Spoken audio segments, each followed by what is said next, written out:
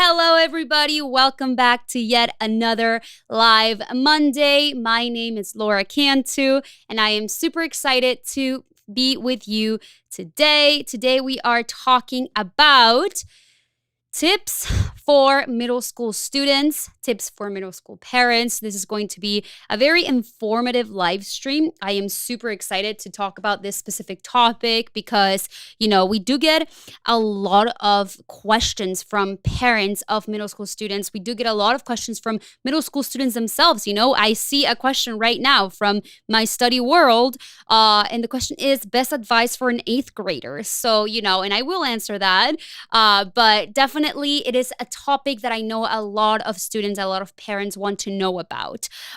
So middle school, there's this controversy where parents and students are wondering, well, colleges don't even look at middle school grades. So middle school doesn't even matter.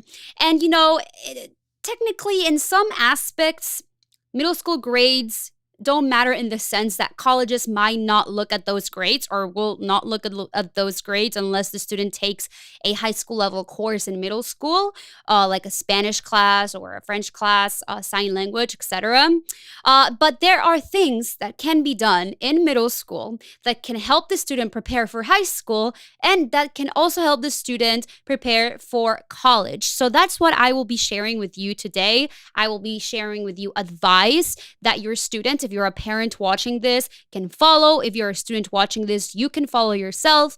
Or, if you are already in high school, maybe you can learn something. Maybe you will realize, wow, I did that in middle school. So this, will help me when I'm applying to college, right? So definitely, stay tuned. Share this live stream with somebody who might need it. As I said, today we're talking about college planning tips for middle school students and for parents. This is going to be a very informative live. If you are watching us on TikTok, I remind you, we are live on YouTube. So I encourage you to subscribe to our channel. Let me show you. This is what you can see, of course, on the screen, and you can see the presentation that we're having. You can watch this live replay on YouTube, and you can also share it with someone later on after we've been done going live. We also go live every Monday on YouTube and on Facebook. So we're currently live on YouTube and Facebook. And tomorrow we are going to be live on Instagram and TikTok. This is a weekly occurrence. So definitely, subscribe, follow all of our social media so that you don't miss these live streams because I believe they're pretty informative. I wish I would have had information like this when I was in middle school and in high school. That's why we're doing this, because we want people to have the best information and have the best resources to, stay on top of the college planning journey. So yeah, as you are joining, I see that on TikTok, we have some people watching us. We have it's me, Jake. Jake is watching. My study world is watching. Valeria is watching us. And we got a question saying, what's the best advice for an 8th grader? Great question. So for 8th graders, 8th grade is a very important year, is the year before students go into high school. And, high school is 4 years of, a lot of things happening. And during those 4 years, students are preparing for college, right? And there are a lot of things that happen throughout high school that can help the student properly prepare for college.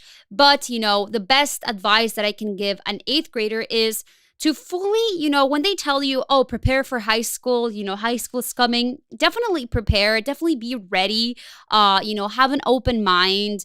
And I will share those more tips in a little bit because, this whole presentation is about, tips for middle school students. But definitely if you're in 8th grade and you're going to be going into high school, or if you have a student that is going to be going into high school next year, don't be nervous. I know it may be a little bit intimidating, but, always go into it with an open mind, try new things. If there's an extracurricular that maybe your middle school didn't offer, but the high school that you're going into does offer that information, that does offer those extracurriculars, those clubs. And if you want to join them, definitely join them. Also, if you are taking classes right now, any honors classes in middle school and you're going into high school, or if your student is taking advanced classes, honors classes, definitely encourage yourself and encourage your student to try really hard and try to perform really well in those classes, and to really try to take in all the information, because a lot of that knowledge that comes from, those honors classes in middle school will really help the student, prepare for those honors classes in high school, those college level classes, those AP classes, those dual enrollment classes. So, try to build a good foundation. And this is not only for eighth graders, but it can also be for, sixth graders, seventh graders. And I will get into all of that in just a little bit. By the way, David is in the chat. Where is my chat? Let me find it. David's in the chat. Here it is. He is, helping us, and he is letting you know that, he's saying hi to everybody. Please let us know where you're joining us from. Yes, let me know where you're joining from, whether you are a student or a parent watching this. And, if you are in middle school or if your student is in middle school. And also let us know what grade your student is in. Of course. So, we kind of get that conversation going. I know that we have some people here on TikTok watching, and, we already got some questions in. We got Alyssa, Blake Wilson, will send it, is also joining. So definitely remember to ask questions, because with questions, this process, these live streams are more interactive, and I believe they are more fun. So I think it is 3:10 right now. So why don't we go ahead and get started? Before we get started, I encourage you, though, to follow all of our social media. Follow us on Instagram, TikTok, Facebook, and YouTube. As I said, all of these videos, all of this information, we go live in all these platforms. Mondays, we do live streams here on YouTube and on Facebook. And then on Tuesdays, we go live on Instagram and TikTok. So if you want to have the chance to join those live streams, I strongly encourage you to follow us in all of our social media platforms so that you don't miss out on anything, right? All right, so let's get started. College planning tips for middle school students. Let me take a sip of water before we begin. And let's go ahead and get started with my first tip for middle school students and for middle school parents. And I'm going to share the reason why we're talking about this specific topic. So as you know, we have two platforms. We have an English platform and a Spanish platform for all of our social media. So a couple of weeks ago, we made a video about 3 tips for middle school students and for middle school parents. This video went viral. We had more than 285,000 people, parents and students, who related to this video. This video got a lot of views, as you can see in the screen. There was a lot of questions from parents. There was a lot of questions from students asking to elaborate more on these tips for middle school students and for middle school parents. So, we decided, why not, have a whole live stream dedicated to this specific topic, tips for middle schoolers, tips for parents. So that is why today we're talking about this. And the first tip that we have for middle schoolers is enroll in extracurricular activities. Practice extracurricular activities. If you're a parent and if you have, middle school students at home, definitely encourage your students to continue to do these extracurriculars in high school and in college. So let me reel it back in. So extracurricular activities are a big part of a student's college application. There are a big kind of like a motor that can drive the student to do, not only get accepted, but to get accepted with a scholarship to college. So extracurriculars play a very important role in the college admissions process if done right. And, my biggest tip always for middle school students and for parents is encourage your students to practice an extracurricular activity. Extracurricular activities have a lot of benefits for students. Not only do they learn a lot of leadership positions, they can learn, a lot of social skills depending on the activity. If they're in team, a sports team with other teammates, they learn how to work in a group. If they are doing a more, solo extracurricular activity or a sport that it's more, individual, maybe like if they're doing cross country or if they're doing swimming, of course, there's like relays. But, most of the time, if there is for swimming and running, there's like, those individual events. But in other words, extracurricular activities are a great way for students to learn a lot of things outside of the classroom. Now, when it comes to college planning, as I already said, there are a lot of extracurriculars that can help students, get accepted to college with scholarships. Most sports will allow students to get recruited in some schools. Of course, there is a recruitment process that has to happen for students to potentially get recruited into, a university. And there's different divisions, right? There's D1 schools, there's D2, D3, and there's different policies within these divisions. Some divisions for certain sports, you cannot receive a scholarship. But with others, you are allowed to receive a scholarship. So, for example, my brother David, he was a swimmer since he was he was 7 years old. We all swim, but swimming to him was, it was his passion. And he always knew that he wanted to go as far as he could with it. So when he got to high school, he realized, this is something that I want to do in college. So from middle school, he was swimming, obviously, and he found his passion. When he got to high school, he continued to swim. He continued to practice and try hard to, find a college that would not only accept him, a college that would recruit him and offer him a good scholarship. So this is how he managed to use his extracurricular to his advantage. And his extracurricular obviously was swimming. So for parents, middle school parents, I strongly, strongly recommend that, if you have a child or if you're a student who is in 6th, 7th, or 8th grade and you don't have an extracurricular activity that you're practicing, definitely try to find one. Start exploring. If you're if you're into a sport, if you're into art, if art, doing some sort of performing arts is something that you're interested in, I definitely encourage you to go ahead and see if your school has a theater club, or if they have a band, if they have after school clubs where you can learn how to play a specific instrument. Because the earlier you start practicing an extracurricular, the better. You will have more time to improve your if it's an art, you will have more time to rehearse and to get better. If it's a sport, you will have more time to practice and improve, to get faster, to get better at a specific, if it's something that's skill based, to improve your skills.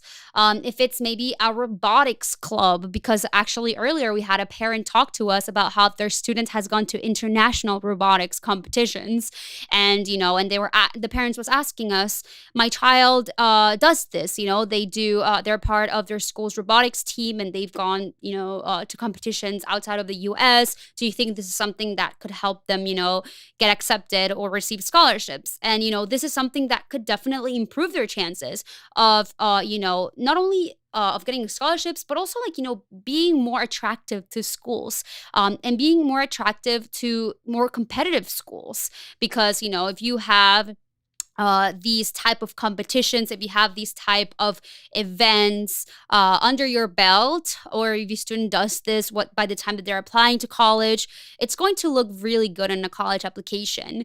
And it's also going to teach skills to the student. If the student practices, let's say it's part of the robotics team of their middle school, and then in high school they continue to do it, and they have a passion for engineering, and they want to go to college for engineering or something robotics related, and they get good grades. This all meshed together in a college application to, let's say, I don't know, MIT or, Florida Polytech or Caltech, all those tech schools. This is something that I'm not saying, oh, you're definitely going to get accepted or your student is definitely going to get accepted, but it could be something that could really help the student, right, get accepted, improve their chances of receiving merit-based scholarships. So I just went on a huge tangent, but, what I'm trying to say is that it's very important that students and parents, work together, and that parents, encourage their student to find their passion in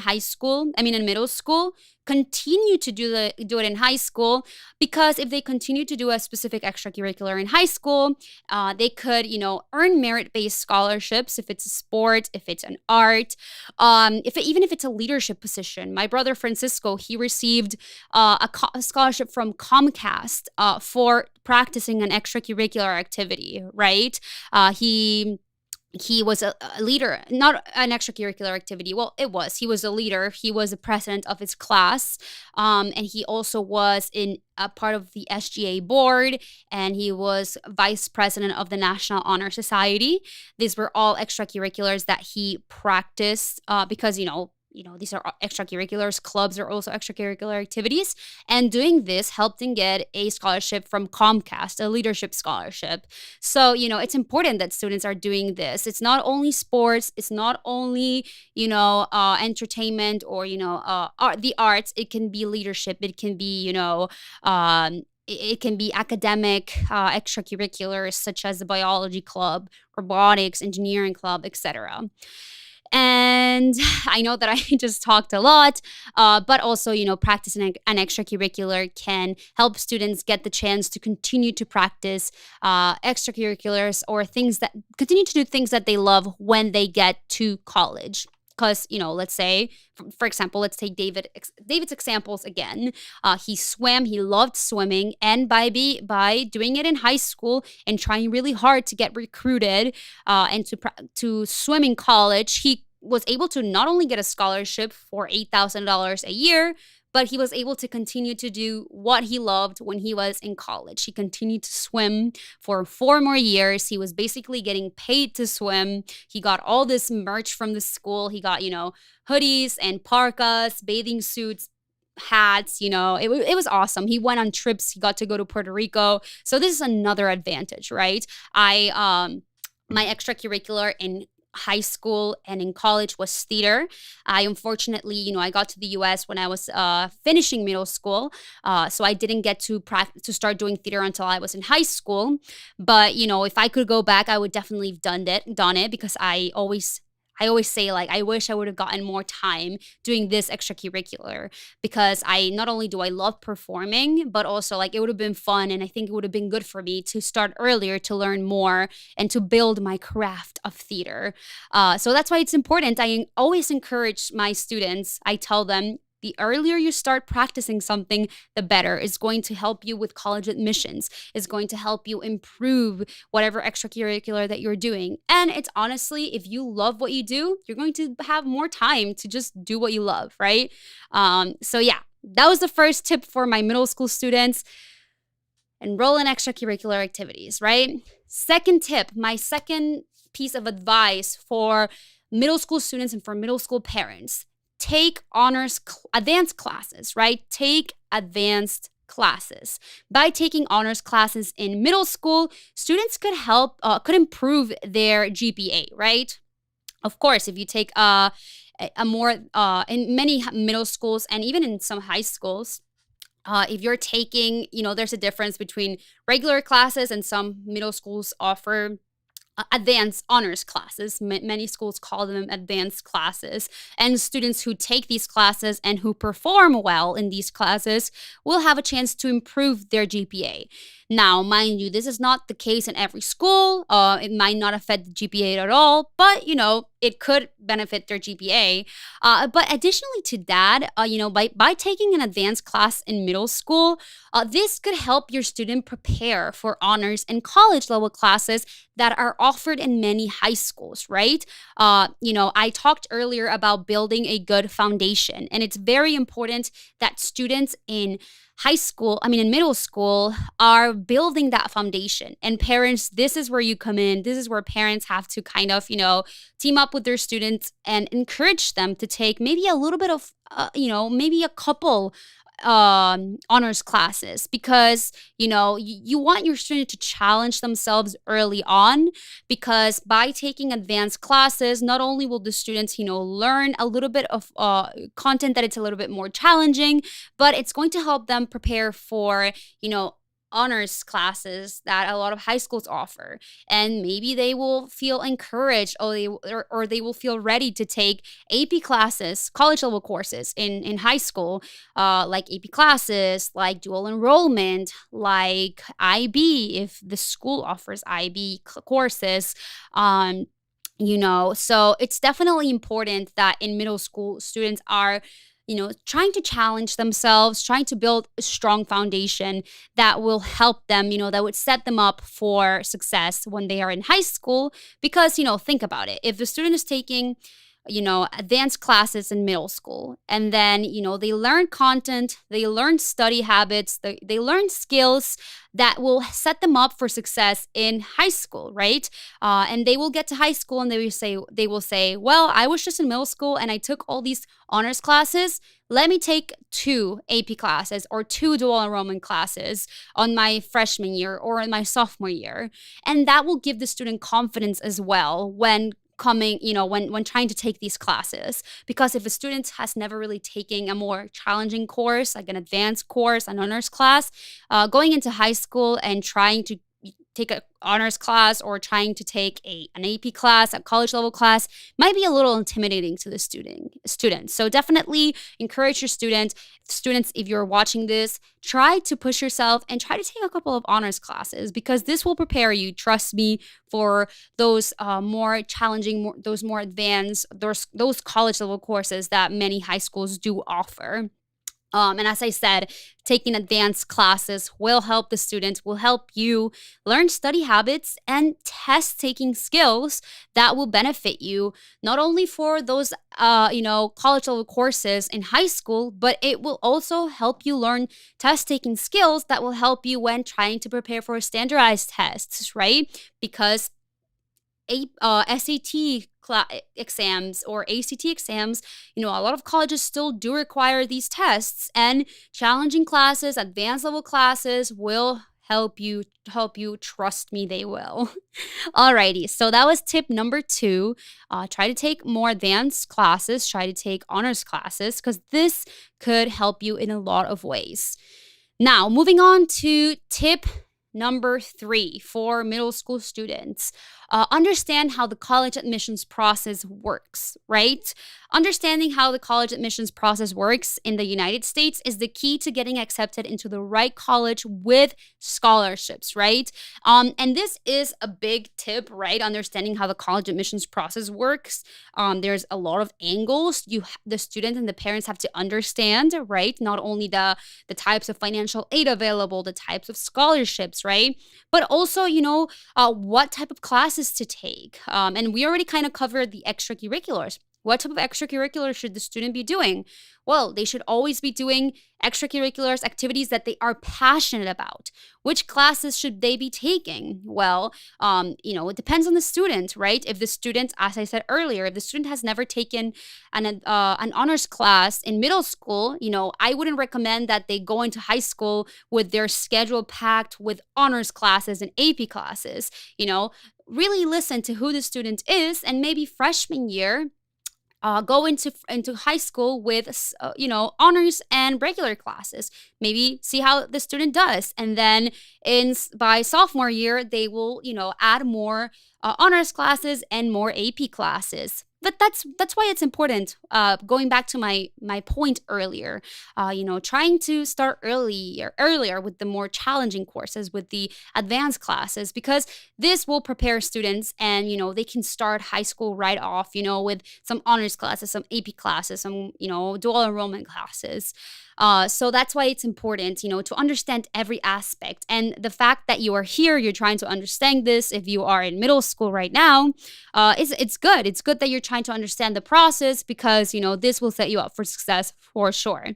So definitely, trying to understand how the process works, trying to know, what a college list is, how to create a list of colleges, in order to find the right school that will give you the right amount of financial aid and scholarships that will accept you. There is a whole process of looking for universities, looking for colleges that meet your academic needs, looking for colleges that meet your extracurricular and financial needs. And a lot of students don't know this. A lot of students and parents just think, oh, I should just apply to my state school, to the university that's, in my state. For example, I'm from Florida, so a lot of students here are like, oh, I'm just gonna go UCF or FSU or UF.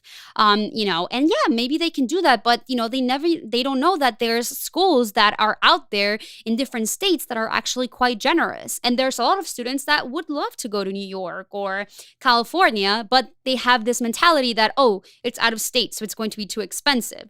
And yes, it could be very expensive, but there are ways to find the right college in those locations that could offer merit-based financial need based scholarships, that could offer really good state scholarship for students, etc. So there are ways to get accepted into the right college for you. You just have to do your research and understand the process, the admissions process in the United States. And understanding the financial aid process is knowing all of these things since middle school is what helped my brother Francisco get into the University of North Carolina at Chapel Hill. He was the only one out of me and my three brothers, there's four of us, who got here and who was able to go through all, the 3 years of middle school before going into high school. So he was able to kind of not only, he was the younger, so he saw everything that was going on with us because we were above him, right? Grade wise. We had a brother who was 5 years older than him, so he was hearing from him what high school was like.